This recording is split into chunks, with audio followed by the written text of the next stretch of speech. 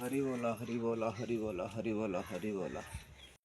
ना ना आम घर आड़े आसुन आमर घर प्रतिष्ठा कौन कौन दरकार गोटे लिस्ट टिके देजिबो। बुझिलु माँ बाहागर कले 5,000 नौची शुद्धि काम कले 3,000 आ व्रतघर कले 2700 आ घर प्रतिष्ठा तो मु करेनि कहार जदि तू कहू मु कहा कथा काटिबी नहीं। घर प्रतिष्ठा कले टंका 1800 टंका दबु मते बुढ़ा लोक तो 1800 टंका मते दबु। हाँ मजा दरकार पड़े मु पिंगुआरू ब्राह्मण आनमी यही व्रतघर 1800 टका देमी जम अर्खित ब्राह्मण कथिकार। मते अर्खित कहला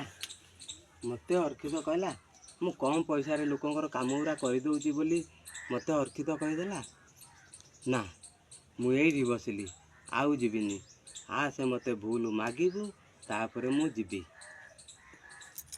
हौ हेला धड़िया ना तोर भूल आसे एथर आ ना ना मु जीविनी एठिकी आसे मो गोड़ धरी भूल मागिबू तू ब्राह्मण को अर्खित कहीदेलु मु जमा जीविनी एठी बसी आसे एठी भूल मागिबू तापर मु जीवी।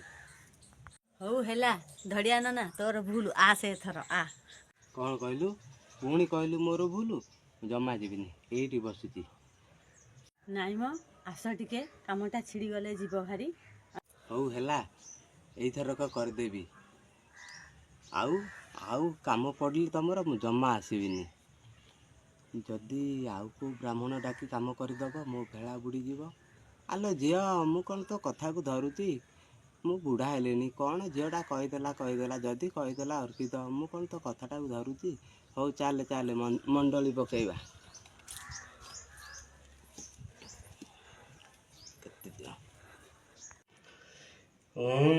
माधव माधव हरि झियो टिके चा टिके बसे देलु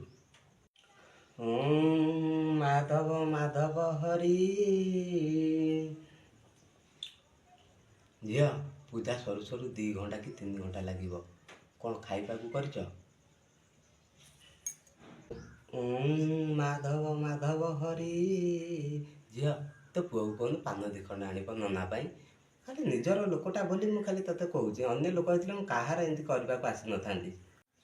थाऊ से बाल पूजा करिया दरकार नहीं 5 थर कहले माधव माधव हरि थे कही सारे खाइबा कथा कही ना खाली खाइमी खाइमी खाइबा आस ना पूजा करिया आस। झियो तू ब्राह्मण को एपरी कहबारू बहुत खराब कथा एपरी कई ब्राह्मण को कहती मु अभिशाप देदेवी देखुचु मो जट केते बुढ़ा हो गले मु अभिशाप देदेवी अभिशाप देले आग काल कुष्ठ हो जाऊला कहते डरुले एबे तो आउ तो होनी औषध खाऊँ अभिशाप आ कौन देवी तोते थंडा जर हो जाऊ निश्चित हम जीव कुआड़े जाले वर्षे भितर थंडा हम जानव नना कथा अभिशापटा कहला।